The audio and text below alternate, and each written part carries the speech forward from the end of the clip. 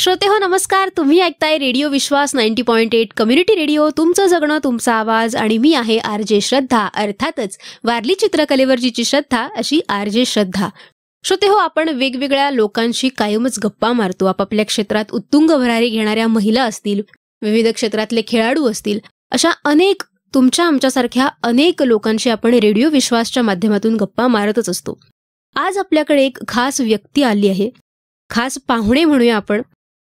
बऱ्याच वेळेला असं होतं की वेगवेगळ्या क्षेत्रातले आपण मान्यवर मंडळींना इथे बोलवतो, त्यांचे अनुभव ऐकून घेतो, पण एखादी स्पिरिच्युअल पर्सन किंवा एखादी आध्यात्मिक क्षेत्रातली व्यक्ती, तिचा सहवास लाभणं, तिच्याशी बोलता येणं ही खूप मोठी उपलब्धी असते असं मला वाटतं. आणि ती संधी आज आपल्याला रेडिओ विश्वासच्या माध्यमातून मिळतीये.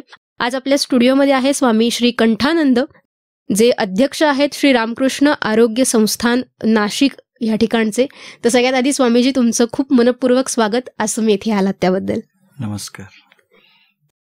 तर आज असं खास प्रयोजन जे आहे त्याविषयी तर आपण बोलणारच आहोत. जागृत नाशिक जागृत भारत अभियान याचे प्रवर्तक म्हणून आपण सध्या कार्यरत. वेगवेगळ्या सोशल मीडियाच्या माध्यमातून देखील आपलं काम नाशिकच्या लोकांपर्यंत, त्याचबरोबर जगभरात ते पोहोचतं आहे. तर त्याविषयी नाशिककरांसाठी तुम्ही काही अनोळखी नाही. अनेक लोकांच्या माध्यमातून तुम्ही तुमचं कार्य जगभरात पोहोचतं आहेच आहे. आज इथे येण्यामागचा काही विशेष जो काही उद्देश आहे त्याविषयी आपण बोलणारच आहोत. तर मला सगळ्यात आधी तर असं विचारावं वाटतं की आपण नागपूरचे आहात आणि नागपूर ते नाशिक आणि असे अनेक प्रश्न आहेत. अर्थातच तुम्ही वयाच्या 18व्या वर्षी अर्थात हे सगळं संसाराचा किंवा आपण काय म्हणू, ज्या काही भौतिक गोष्टींचा त्याग करून तुम्ही ह्या सगळ्याकडे वळलात. तर त्याविषयी खूप प्रश्न आहेत मनामध्ये, त्याकडे आपण हळूहळू येणारच आहोत. तर का असं वाटलं की ह्या क्षेत्रात यावं, त्याविषयी सांगा. नाशिककरांना माझा नमस्कार. नाशिक हे माझ्या जीवनातलं पूर्णत्वाचं स्थान आहे. नाशिक हे माझ्या जीवनातलं सर्वस्व प्राप्तीचं स्थान आहे. आणि जो मला प्रश्न केला गेला की मी तसा माझा जो जन्म आहे तो नागपूरचा, तर वयाच्या 18व्या वर्षी मी औपचारिकरित्या घराच्या बाहेर पडलो. पण ही जी चेतना होती लहानपणापासूनच, की माझ्यामध्ये जी चेतना आहे ती व्यापकतेची चेतना आहे. छोट्या गोष्टी मला कधीच आवडल्या नाही. केवळ स्वतःपुरतं जगणं हा माझा कधीच पिंड नव्हता. मला नेहमी वाटायचं की जास्तीत जास्त लोकांच्या चेहऱ्यावर आनंद कसा येईल, जास्तीत जास्त लोकांना सुखी बघावं हा नेहमी ध्यास असायचा. आणि त्यामुळे बरेचदा घरच्या लोकांना अडचणी पण निर्माण व्हायच्या की माझ्यासाठी काही पुस्तकं वगैरे आणली आणि ती पुस्तकं मी एखाद्या गरजू विद्यार्थ्यांना स्वतःची पुस्तकं देऊन टाकली, तर स्वाभाविकपणे प्रत्येक आई वडील जे आहे ते चिंतित होतात की असा हा जर देत राहिला तर त्यांचं जे आर्थिक गणित आहे ते बिघडण्याची शक्यता आहे. त्यामुळे घरच्यांचा मला बरेचदा त्यांचा जो क्रोध आहे तो पण ओढवून घ्यावा लागत असेल. पण जो प्रश्न आहे की ही चेतना काही वयाच्या 18व्या वर्षी जागृत झाली नाही, ती अगदी बालपणापासून होती की अवघाची संसार सुखाचा करीन आनंदे भरीन तिन्ही लोक. मला लोकांना आनंदात बघायला खूप आवडतं, अगदी की स्वतःला त्रास देऊन सुद्धा दुसऱ्यांना आनंदी बघायला आवडतं. मी नेहमी देवाला प्रार्थना करत असतो की माझ्या ज्या गरजा आहे, व्यक्तिगत गरजा इतक्या कमी असाव्या की त्याच्यासाठी कोणावर अवलंबून राहण्याची गरजच पडायला नसावी, पण दुसऱ्यांना देण्याचं भरभरून सामर्थ्य असावं. आणि वयाच्या 18व्या वर्षी शेवटी माझ्या वाणीला ते सामर्थ्य प्राप्त झालं. 13-14 वर्षाचा मुलगा आपल्या आईवडिलांसमोर इतक्या प्रखरपणे आणि खूप ठाम विश्वासाने बोलू शकत नाही, कारण की त्यांच्यासाठी लहान असतो. पण वयाच्या 18व्या वर्षी एक परिपक्वता येते आणि ती परिपक्वता आल्यानंतर मग घरच्यांना सांगितलं की आता मला माझ्या मार्गाने पुढे जायचं आहे. अर्थातच घरामध्ये थोडा त्रास झाला, त्यांना यातना होतीलच, त्या वेदना झाल्या, त्या अगदी स्वाभाविक होत्या. आणि प्रत्येकाच्या जीवनात जे संन्यासी असतात किंवा जे मोठं देशकार्यासाठी स्वतःला वाहून घेतात त्यांच्या जीवनामध्ये या घटना घडतातच. स्वामी विवेकानंद सुद्धा म्हणतात की ज्यावेळेस मी घर सोडलं त्यावेळेस माझा एक डोळा घरच्यांसाठी रडत होता आणि एक डोळा पूर्ण राष्ट्रासाठी रडत होता. पण मी विचार केला की एका घराचा त्याग केल्याने जर संपूर्ण राष्ट्राचं कल्याण होत असेल तर ते श्रेयस्कर आहे. आणि तीच प्रेरणा होती की जास्तीत जास्त लोकांचं कल्याण साध्य करायचं आहे आणि त्या प्रेरणेने घरातून बाहेर पडलो. पण घरच्यांना डावलून असं नाही, घरच्यांची परिस्थिती व्यवस्थित होती. त्यांची जर इच्छा अशी असेल की मी करोडपती व्हावं तर त्या इच्छेला माझं समर्थन नव्हतं. भगवंतानी जे दिलेलं आहे ते पर्याप्त आहे, त्याच्यामध्ये आनंदी राहा.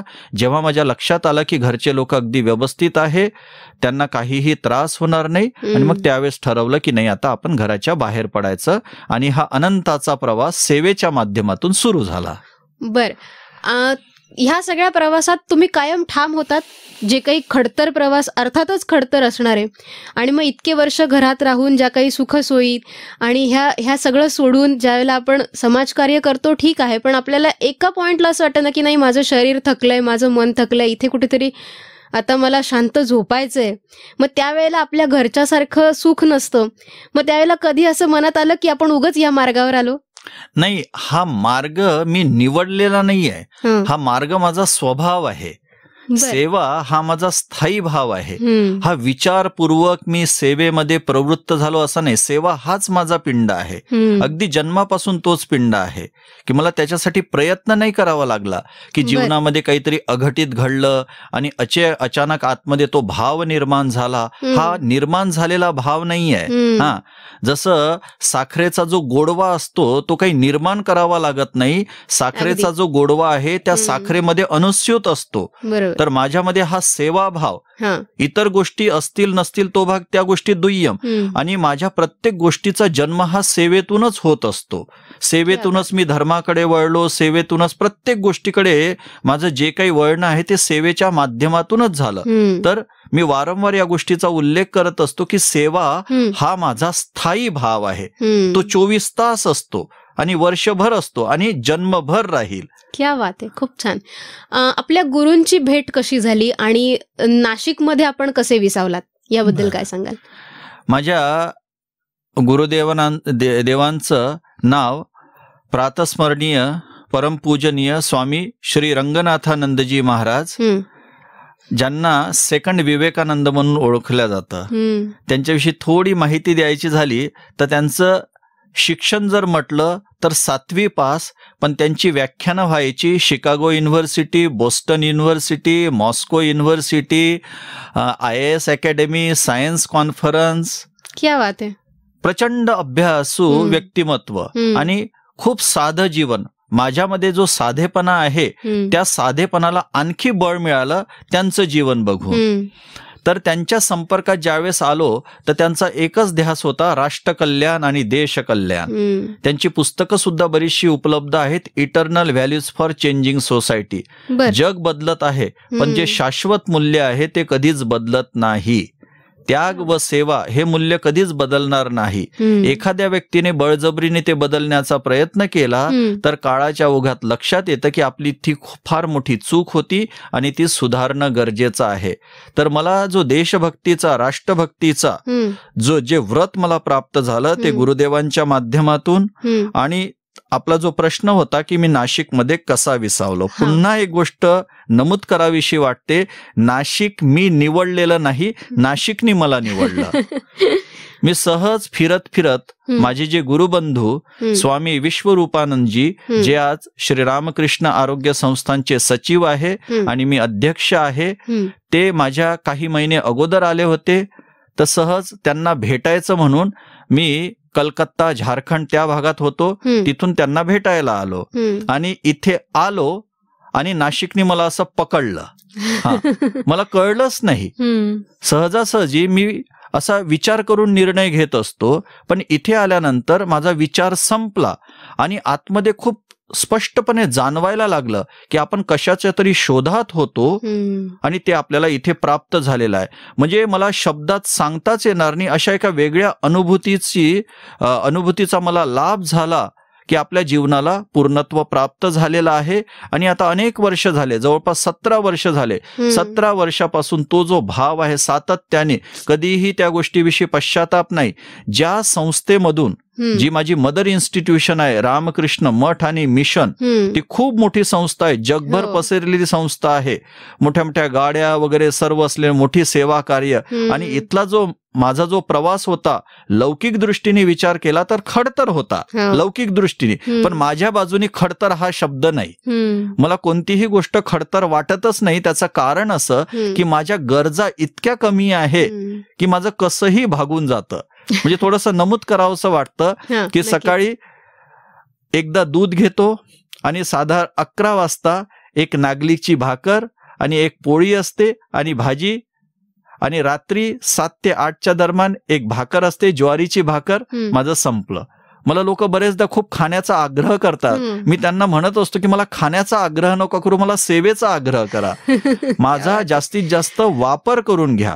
तर नाशिकमध्ये आल्यानंतर अशा अद्भुत घटना घडल्या. आणि त्यावेळेस आमच्याकडे, मी आणि माझे गुरुबंधू, आमच्याकडे 1ही रुपया तसा नव्हता.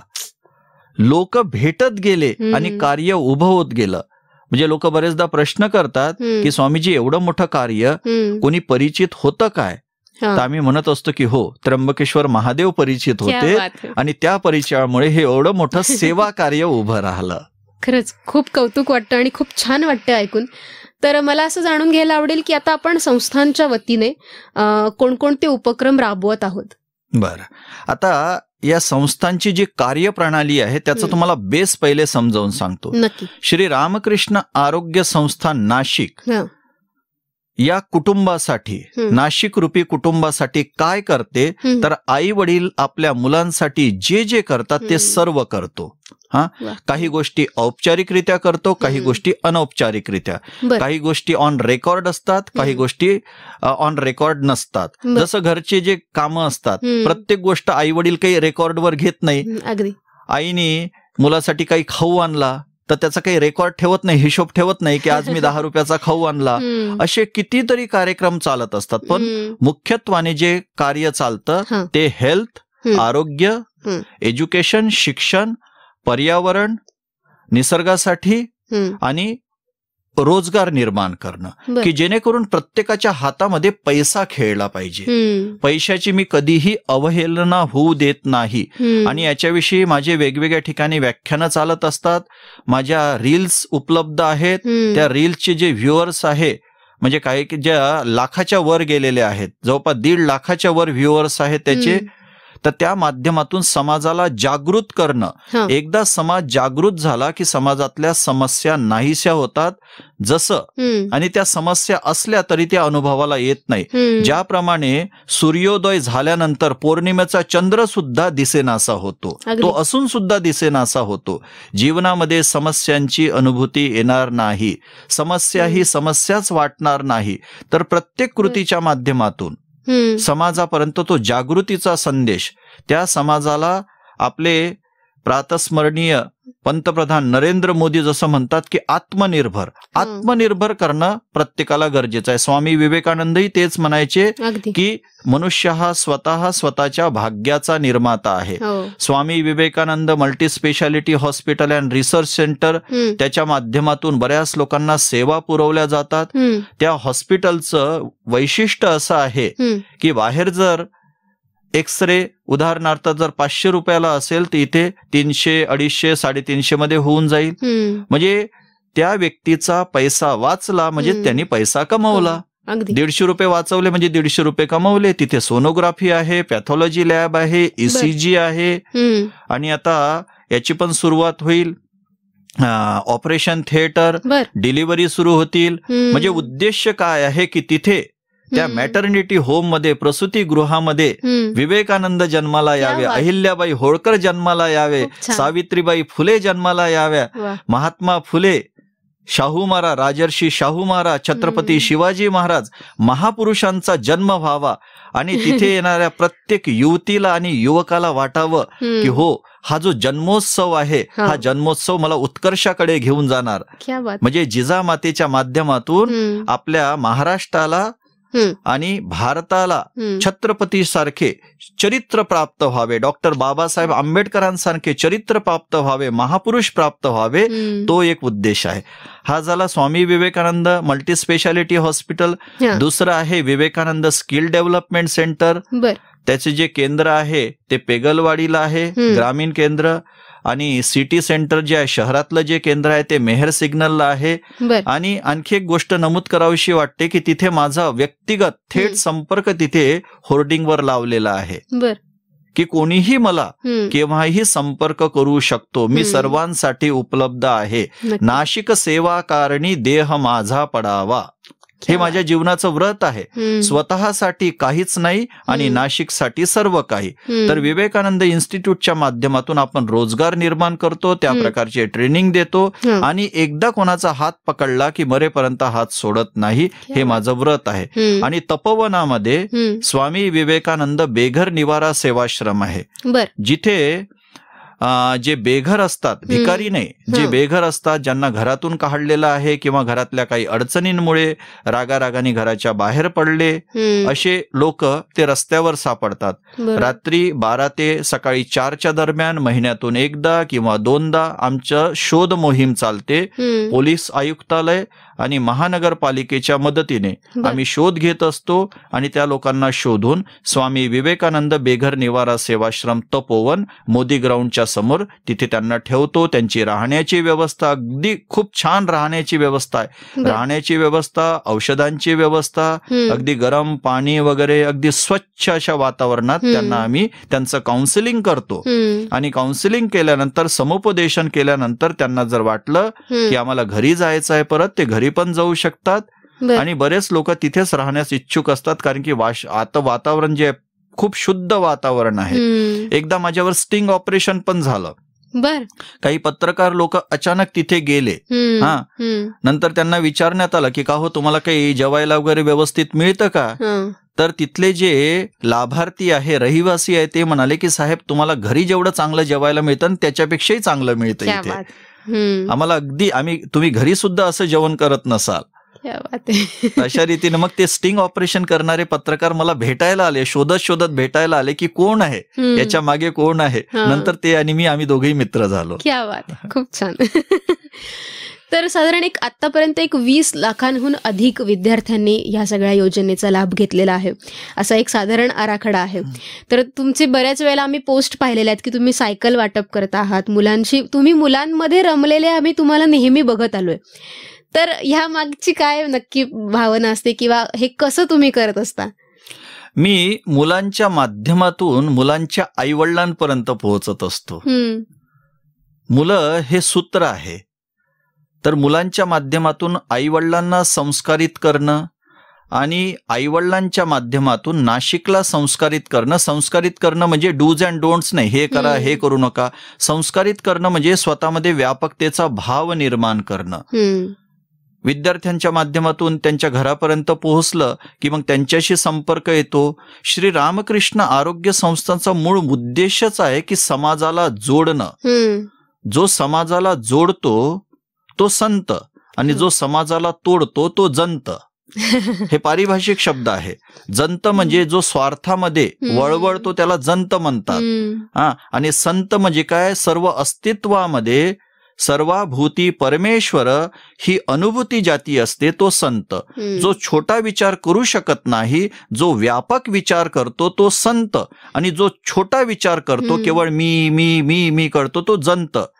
जंत हा जो शब्द आहे जन धातूपासून आलेला आहे. जो जन्म मृत्यूच्या मध्ये वळवळतो तो जंत आणि जो अनंताचा उपासक आहे तो संत. तर ह्या संतत्वाच्या भूमिकेतूनच आणि लहान मुलं जे असतात ना, लहान मुलांच्या हृदयापर्यंत पोहोचणं हे फार गरजेचं आहे. बरेचदा काय होतं की लहान मुलांच्या बुद्धीपर्यंत लोक पोहोचण्याचा प्रयत्न करतात, पण बुद्धीपर्यंत पोहोचण्याऐवजी जर तुम्ही हृदयापर्यंत पोहोचलात तर ते आपले होऊन जातात. आणि मुलं आपले झाले तर मुलांची कुटुंब पण आपली होतात. क्या बात आहे, खूप छान.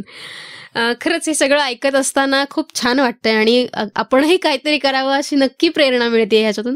तर ह्या पुढील आपली वाटचाल कशी असणार आहे त्याबद्दल काय सांगाल? म्हणजे काय पुढचे फ्युचर प्लॅन्स असतील? नाशिकचं शुद्धीकरण बघा, नाशिक वरवर जसं दिसतंय ना तसं आतमधून नाही आहे, सर्वांनाच माहित आहे. पण बोलणारे, त्या बाबतीत बोलणारे थोडे कमी आहेत. मी 22 तारखेला अयोध्येमध्ये प्रभू रामचंद्राची जी प्राणप्रतिष्ठा झाली तिथे मी होतो. आणि तिथे असं जाणवत होतं की भारत आता म्हणजे परिवर्तन खूप प्रकर्षाने होतं आहे. आणि नाशिक ही द्वितीय अयोध्या आहे. आणि नाशिक मधलं इतकं सामर्थ्य आहे धर्माला आधार करून. बघा, तुम्ही वाचलं असेल की अयोध्येमध्ये प्रभू रामचंद्राच्या मंदिरामध्ये खूप म्हणजे आर्थिक उलाढाल होते आहे, खूप पैसा येतो आहे. आणि ऋषी मुनी प्रणित जो धर्म आहे तो सांगतो की तुम्ही धर्माला आधार बनवा. धर्माला आधार बनवून तुम्ही अर्थ प्राप्त करा. आणि धर्माला आधार बनवून ज्यावेळेस अर्थप्राप्ती होते तर तुमची जी कामनापूर्ती जी आहे सुसंस्कृत पद्धतीने होते, व्हल्गर नाही, गलिच्छ पद्धतीने नाही. काम करण्याची एक पद्धत असते. तर धर्माच्या माध्यमातून अर्थप्राप्ती, आणि ती अर्थप्राप्ती झाल्यानंतर सुसंस्कृत पद्धतीने कामनापूर्ती म्हणजे काम. आणि एकदा ती कामनापूर्ती झाली की तुमच्या आतमध्ये एक खूप तृप्तीचा अनुभव असतो. आणि त्या तृप्तीने तुम्ही समाजामध्ये विचरण करत असतात. आणि समाजामध्ये नेहमी एक संपन्नता राहते, एक आनंद राहतो. तर माझ्या जीवनाचं ध्येयच आहे समर्थ नाशिक, सक्षम नाशिक, संपन्न नाशिक, स्वच्छ नाशिक, समृद्ध नाशिक. त्यासाठी श्री रामकृष्ण आरोग्य संस्थान, क्वालिटी काउन्सिल ऑफ इंडिया यांचा जो नाशिक चॅप्टर आहे, quality council of India Nashik चॅप्टरचे आपण इम्प्लिमेंटेशन पार्टनर सुद्धा आहोत. म्हणजे नाशिकच्या डेव्हलपमेंटमध्ये श्री रामकृष्ण आरोग्य संस्थांचा खूप मोठा सहभाग आहे की सर्वांच्या हाताला रोजगार मिळावा आणि सर्वांच्या चेहऱ्यावर आनंद असावा आणि सर्वांच्या घरामध्ये सुख नांदावं. त्यासाठी जे जे करणं आवश्यक आहे ते सर्व करणार. जसं मी सुरुवातीला म्हणालो की आई वडील आपल्या मुलासाठी जे करतात ते सर्व करण्याची तयारी श्री रामकृष्ण आरोग्य संस्थान म्हणजेच स्वामी श्री कंठानंदाची आहे. क्या बात आहे, खूप छान. तुम्ही घेतलेला इतका अवघड वसा आणि इतक्या तुम्ही सहज बोलता आहात, तुम्हाला ते अवघड वाटतच नाही. अवघड हा शब्द नाहीच आहे तुमच्याकडे. तुम्ही इतक्या मोठ्या मोठ्या गोष्टी इतक्या सहज बोलता आहात.